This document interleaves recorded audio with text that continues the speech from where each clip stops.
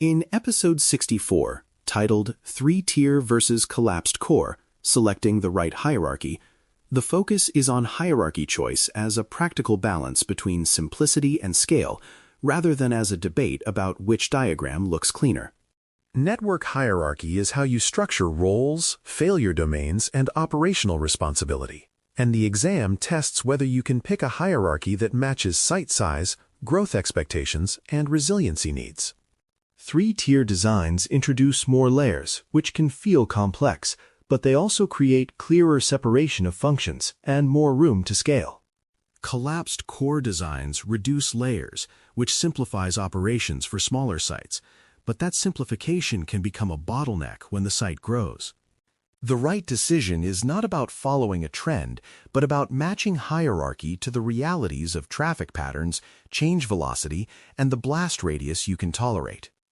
When you can articulate why you choose one, you demonstrate architectural reasoning rather than memorization. This episode builds that reasoning around roles, redundancy, and growth. Before we continue, a quick note: this audio course is a companion to the CloudNetX books. The first book is about the exam and provides detailed information on how to pass it best. The second book is a Kindle-only ebook that contains 1,000 flashcards that can be used on your mobile device or Kindle. Check them both out at cyberauthor.me in the Bare Metal Study Guide series. A three-tier hierarchy is typically described as access, distribution, and core, with each tier having clear responsibilities that support scalable design. The access layer connects endpoints such as user devices, access points, phones, and edge servers, and it focuses on local connectivity and port-level policies. The distribution layer aggregates access switches, enforces policy boundaries, and provides the routing and segmentation points that separate different parts of the network. The core layer provides fast, resilient transport between distribution blocks, focusing on high availability and high throughput with minimal policy complexity. This separation of roles matters because it reduces confusion about where decisions should be made, such as where to apply access control, where to perform routing, and where to keep forwarding fast and predictable. The exam often tests whether you understand that the core should remain simple and highly available, while the distribution layer is where more policy and aggregation logic lives. Three-tier design also supports modular growth because you can add access blocks under distribution and connect distribution blocks through the core without redesigning everything. When the tiers are respected, troubleshooting becomes more straightforward because you know which layer should perform which function. A collapsed core design combines distribution and core functions into a single layer, which is common in smaller sites where a dedicated core adds complexity without providing proportional benefit. In this model, access switches connect directly to a pair of higher capacity switches that perform both aggregation and high-speed transit, acting as the site's central switching and routing point. Collapsed core reduces the number of devices and links, which simplifies physical cabling, reduces configuration surfaces, and often lowers cost. It can also reduce latency by removing a hop, though in most enterprise designs, that latency difference is not the primary driver. The operational benefit is that fewer layers mean fewer places where policy can be misapplied, and fewer devices to patch, monitor, and troubleshoot. The exam expects you to recognize collapsed core as a pragmatic hierarchy for branches and smaller campuses that do not need the full scalability of three-tier. At the same time, you should understand that collapsed core concentrates roles, so it must be designed with redundancy and capacity to avoid becoming the single failure or performance bottleneck. When collapsed core is chosen intentionally, it can be very effective. Three-tier is usually the right choice for large campuses that need scalability and resiliency, because growth and complexity are easier to manage when roles are separated and modules can be added predictably.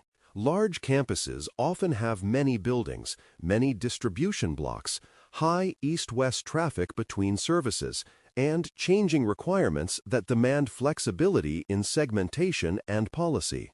A dedicated core provides a stable backbone that can carry high volumes of traffic between distribution layers without becoming entangled in access policies and endpoint churn. This separation also supports resiliency because core designs often include multiple redundant paths and devices engineered for high availability. When a campus grows, 3-tier allows you to add distribution blocks and access layers without redesigning the entire central fabric, which reduces risk and downtime. The exam typically frames large campus requirements with language like scalability, modular growth, or multiple buildings, which points toward 3-tier hierarchy. The key is that the complexity of a large environment is managed through structured roles, and 3-tier provides that structure. When you match hierarchy to the growth curve, you avoid redesigning under pressure later. Collapsed core is often the right choice for smaller sites that need simpler operations, because the overhead of maintaining separate distribution and core tiers can outweigh the benefits at small scale. Smaller sites may have fewer access switches, limited traffic volumes, and fewer segmentation requirements, making a dedicated core unnecessary. Operational simplicity matters in these environments because staffing is often limited and remote management must be straightforward. A collapsed core design reduces the number of devices that must be patched, monitored, and troubleshot, which lowers operational risk for teams that do not have campus-level network engineering resources on site. It also supports faster deployment because the topology is simpler and templates can be applied consistently across many branches. The exam often describes branch environments with limited equipment and the need for simplicity, and collapsed core is usually the best fit. The important nuance is that simpler does not mean fragile, because a collapsed core still needs redundancy and clear configuration discipline. When designed properly, collapsed core offers a high-value balance of resilience and simplicity for smaller sites. Redundancy approaches differ by hierarchy, but the underlying goal is to ensure no single device or link failure removes connectivity for the site.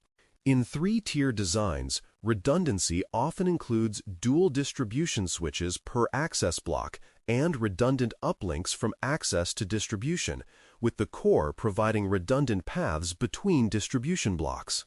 The core itself is often built as a highly available pair or as a design with multiple equal-cost paths, depending on the environment's architecture. In collapsed core designs, redundancy typically centers on a pair of collapsed core switches, with access switches dual-homed to both to survive a single collapsed core device failure. In both models, the uplink paths must be diverse and the failure behavior must be understood, because redundancy that shares the same power feed or physical conduit can still fail together. The exam expects you to recognize redundancy as a design requirement, not as an optional enhancement, especially when hierarchy is simplified. Redundancy must also include capacity planning, because losing one path or one switch means the remaining components must carry the load without collapsing performance. When you describe redundancy, you should always include how traffic continues under single failure. A scenario where campus expansion makes collapsed core a bottleneck illustrates why hierarchy choice is tied to growth and not only to current size. A site may start small enough that collapsed core seems perfect, with a pair of central switches handling distribution and core functions adequately. Over time, new buildings are added, more access blocks are connected, and traffic volumes grow as services expand, causing the collapsed core to carry more aggregation, more policy enforcement, and more transit traffic than it was designed for. The result can be performance constraints, limited port availability, complex policy sprawl on the collapsed core, and maintenance windows that become riskier because so much depends on that single layer. At this point, upgrading the collapsed core may be difficult because it touches everything, and moving to a three-tier design may require significant re-architecture. The exam tests this by describing growth pressures and asking which hierarchy better supports scale, and three-tier is typically the answer. The lesson is that hierarchy decisions should be made with growth in mind, not just current count of switches. A design that is simple today can become an operational constraint tomorrow. A scenario where a branch site uses three-tier and suffers unnecessary complexity illustrates the opposite failure mode, where the hierarchy is too heavy for the environment. In a small branch with a handful of access switches, adding separate distribution and core layers can introduce more devices than needed, more links to manage, and more places where configuration drift can occur. This can increase maintenance overhead, complicate troubleshooting, and create more potential misconfigurations, especially if the branch is supported remotely.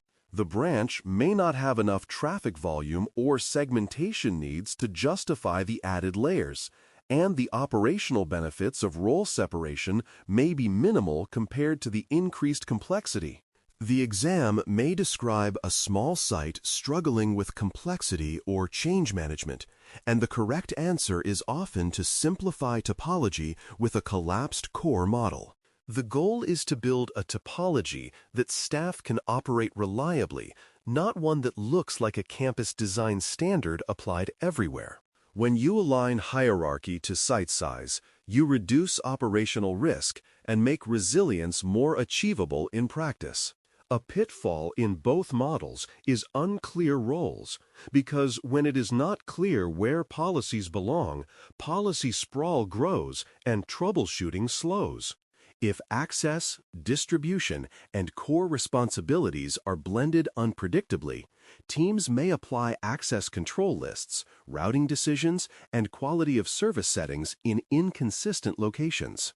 That inconsistency makes it hard to predict traffic behavior and hard to troubleshoot, because the same symptom might be caused by rules in multiple layers.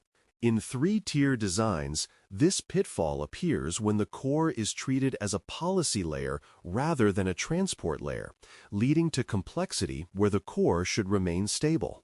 In collapsed core designs, it appears when the combined layer becomes a dumping ground for every policy decision without clear structure, making changes risky and error-prone.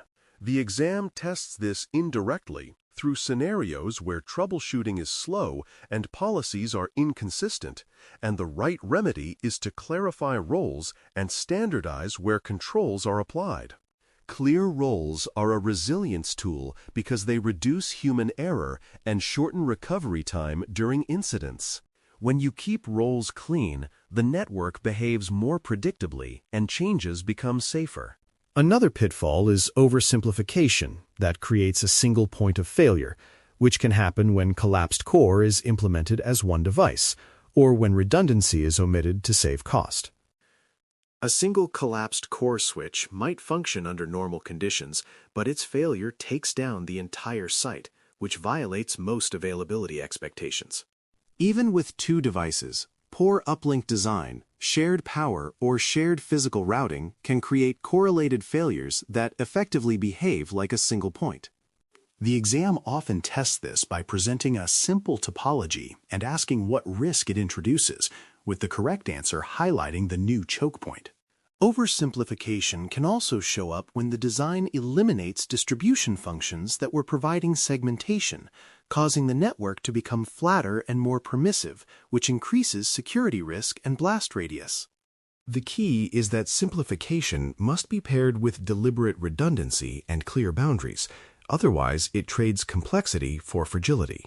When you simplify, you must also increase attention to failure domains and the survivability of the remaining components. A simple topology is only good if it can survive expected failures. Quick wins include standardizing templates and documenting uplink paths so that whichever hierarchy you choose remains consistent and understandable. Templates reduce configuration drift by ensuring access switches, distribution blocks, and core devices follow known patterns for VLANs, routing, and policy. Documented uplink paths help teams understand how traffic flows and what fails over where, which improves troubleshooting and reduces accidental miswiring or misconfiguration. Documentation should include which access switches uplink to which distribution or collapsed core devices, how redundancy is achieved, and what the expected failure behavior is. These practices are especially important in collapsed core designs because the central layer is critical and clarity prevents risky changes. They are also important in three-tier designs because the extra layers increase the need for consistent role separation. The exam rewards answers that include standardization because it reflects operational maturity and reduces the chance of human error. When templates and documentation are in place, hierarchy becomes a tool for reliability rather than a source of confusion. A useful memory anchor is size, growth, roles, redundancy, decide hierarchy, because it captures the decision factors that should drive the choice. Size refers to current scope, including number of access blocks, traffic volume, and operational footprint. Growth refers to expected expansion, because a topology that cannot grow gracefully becomes a future re-architecture problem. Roles refers to clarity about what each layer does, which determines policy placement and troubleshooting efficiency. Redundancy refers to the ability to survive single failures without outage, which must be engineered regardless of hierarchy. Decide hierarchy is the reminder that topology choice is an architectural decision that should be justified by these factors rather than by habit. The exam expects you to reason through these factors, often implicitly, when choosing between three-tier and collapsed core. This anchor helps you keep your justifications structured even when the scenario includes distracting details. When you can apply it, you can explain why one hierarchy fits better in a given environment. To apply the concept, imagine being asked to choose a hierarchy and state why, and focus on aligning the topology to operational reality and future needs. If the site is a large campus with multiple distribution blocks, high traffic volumes, and a need for scalable resiliency, three-tier is typically appropriate because it separates roles and supports growth without turning the central fabric into a policy bottleneck. If the site is a small branch with limited access switching and a need for simple, reliable operations, collapsed core is typically appropriate because it reduces devices and complexity while still allowing redundancy through a paired design. In either case, you must confirm that redundancy is present and that uplink paths are documented and diverse, because hierarchy without redundancy is just a diagram. You should also consider how policy will be organized, ensuring the core remains simple in three-tier and ensuring the combined layer remains structured in collapsed core. The exam expects a reasoned answer that ties topology choice to size, growth, and resilience requirements. When you can state your choice and connect it to these factors, you are demonstrating the intended decision pattern. To close episode 64, titled Three-Tier versus Collapsed Core, Selecting the Right Hierarchy, the central lesson is that hierarchy is a balance between simplicity and scale, and the correct choice depends on site size, growth expectations, role clarity, and redundancy design. Three-tier architectures separate access, distribution, and core roles, supporting large campuses with scalable growth and resilient transport between distribution blocks. Collapsed core combines distribution and core functions, providing simpler operations for smaller sites while still requiring deliberate redundancy to avoid single points of failure. Redundancy must be designed through dual paths and paired devices in either model, and capacity planning must ensure the network can carry load during failures. Growth scenarios reveal why collapsed core can become a bottleneck over time, while branch scenarios show how three-tier can add unnecessary complexity. Clear roles prevent policy sprawl and speed troubleshooting, while oversimplification without redundancy creates fragile designs. Your rehearsal assignment is a topology justification practice, where you take a site description and narrate why you chose three-tier or collapsed core, including how redundancy is achieved and where policies live, because that narration is how you demonstrate hierarchy selection the way the exam expects. Thanks for listening. For more audio courses, daily newsletters, and more, please visit baremetalcyber.com.